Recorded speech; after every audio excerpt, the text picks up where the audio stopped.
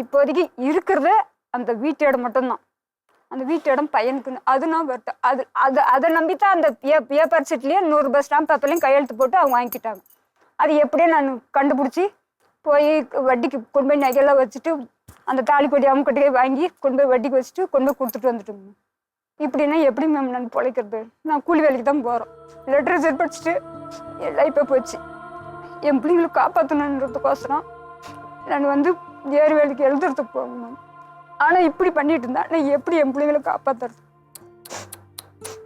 என் life போச்சுங்க ma'am. இறக்கத்தில் இருக்கிற மாதிரி இருக்குதுங்க மேம். அவங்க அண்ணன் தம்பி சொந்த பந்தம் எல்லாம் அடிச்சா கூட என்னன்னு கேட்கறதில்ல. இவரால் தான் எல்லா ரீசனும் இவரால் தான். அப்படி இருக்கும்போது இவர் ஏன் இப்படி பண்ணிட்டு கிடக்குறாரு? உன் பொண்டாட்டி பேசுறாங்களா அடிக்கிறாங்களா, நீ ஏப்பா அப்படி பண்ணுன்னு கேட்கணுமா கேட்கக்கூடாது? ஒரு அவங்க ஒரு 50 வருஷமா அவங்க பிறந்ததுலேருந்தே வளர்ந்ததுலேருந்தே ஒரு வீட்டில் இருந்தாங்க மேம். அவங்க வீடு தான். இவங்க எல்லாம் ரசீதில் இவங்க தான் கட்டுவாங்க. அந்த வீட்டை எங்களுக்கு விட்டாங்க மேம். அவங்க அண்ணன் தம்பிங்க வீடு கட்டாத போது அங்கே தான் இருந்தாங்களாட்டு. அப்படி எங்களுக்கு நீங்கள் இப்படி வச்சுக்கோங்க அப்படின்னு விட்டாங்க மேம்.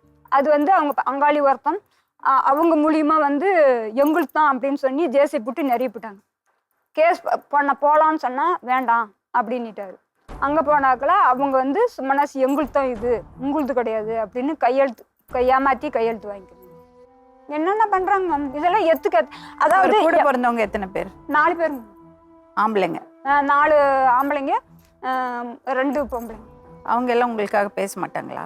யாருமே வர மாட்டாங்க மேம். எல்லாமே என்னன்னா அவங்க அப்படிக்கிறாங்களா அந்த பொம்பளை கூட தான் சப்போர்ட். அந்த பொம்பளை நான் பேசிவிட்டோம். என் பிரச்சனை வச்சுன்னு இப்படிலாம் நான் வந்த பின்னாடி அந்த காடு 74 சென்ட் விற்றதை காசு என் காசு 10 பைசா என்கிட்ட கொடுக்கலிங்க மேம். எனக்கு உரிமை இல்லையா? ஏன் நீங்கள் இந்த மாதிரி பண்ணீங்க அப்படின்னு கேட்டதுக்கு அடிச்சு என் பையன் 2 4 குழந்தைங்க மேம் வந்தான் இப்படி பண்ணிவிட்டாங்க அப்படின்ட்டு. இவருக்கு தண்ணி போட்டு இந்த மாதிரி பண்ணிட்டாங்க, அடிச்சு போட்டாங்க. இவர் என்ன எதுவும் கேட்கல, இப்படியே கை கட்டணும் இப்படியே நிற்கிறாரு. இவரால் எனக்கு எந்த யூஸும் இல்லைங்க மேம். எனக்கு என் பிள்ளைங்க லைஃப் தான் முக்கியங்க மேம். ஒரு கூலி செஞ்சு கூட நான் என் பிள்ளைங்களை படிக்க வச்சுக்கிறோம். ஆனால் இவர்கிட்ட கூட வேணாம்மா விட்டுருங்கம்மா என்னத்துக்கு போயிட்டு